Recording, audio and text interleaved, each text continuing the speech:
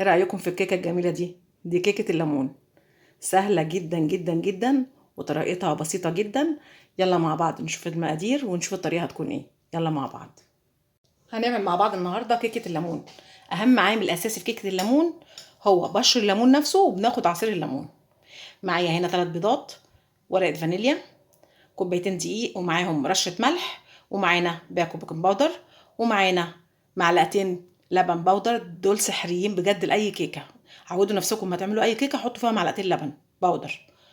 نص كوباية لبن، نص كوباية زيت، كوباية سكر. ويلا مع بعض نكمل نشوف الخطوات هتكون ايه. في الخطوة دي هنعمل كل الحاجات الجافة على بعض. هنا معانا كوبايتين الدقيق معاهم رشة ملح، هنحط معاهم باكو بيكنج باودر، ونحط معاهم معلقتين اللبن البودر. دول سحريين جدا لأي كيكة. وكمان هنحط بشر الليمون كله عشان ما يسقطش في الكيكة، فهنعمله مع الدقيق. بس هقلب كل الخليط ده واسكنه على جنب. هنبدأ بقى ناخد كل المواد السائلة. انا حطيت هنا 3 بيضات، واحط معاهم ورقة فانيليا، ممكن نستغنى عنها خالص لان احنا في ليمون، اللي ما عندوش مفيش مشكلة خالص. وبنحط كمان كوباية السكر، وكمان نص كوباية الزيت. ممكن تزودوا مع كوبايه الزيت ده سمنه او زبده زي ما تحبوا.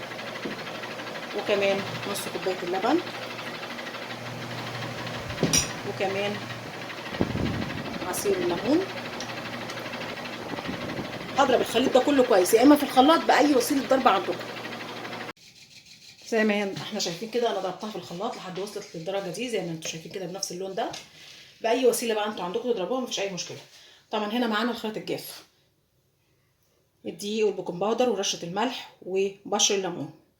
هنزل بكل الخليط واقلب الكيكه دي كويس جدا، وهنحطها في قالب ونشوف. شايفين كده الجمال ده؟ كده كيكه بعد ما طلعت من الفرن اخدت بالظبط 45 دقيقه. قبل ما تخرج من الفرن انا اديتها، اختبرتها بخله مفيش اي حاجه خالص، وعامله منها يعني ايه كبات صغيره. بجد جميله جدا وما خدتش مننا اي وقت. وحطيتها على درجه حراره 180، وكان الفرن مولع مسبقا قبل ما ابدا بالكيكه ب5 دقايق. هنعمل مع بعض الصوص اللي هيتحط على الكيكه نفسها، كيكه الليمون. هنا معايا سكر بودر، ومعايا نص ليمونه، بس مش بحط الليمون مره واحده، يعني بحطه واحده واحده لحد ما احس ان انا مش عايزه تاني خلاص.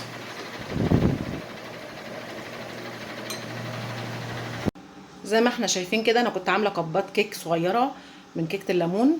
وهنا الصوص نفسه زي ما قلت لكم بنحط الليمون واحده واحده على حد ما نعوز السمك اللي احنا عايزينه، ما نحطش السائل كله مره واحده. ببدا بقى احط على الكيكه نفسها. الخطوه دي اختياريه، يعني كل واحد وحسب ذوقه. انا هنا معايا بشر الليمون من نفس الليمونه اللي خدت من العصير بتاعها، عملتها بشر بتاعها عشان بيدي تيست كويس وبتحس ان انت فعلا بتاكلي كيكه بالليمون.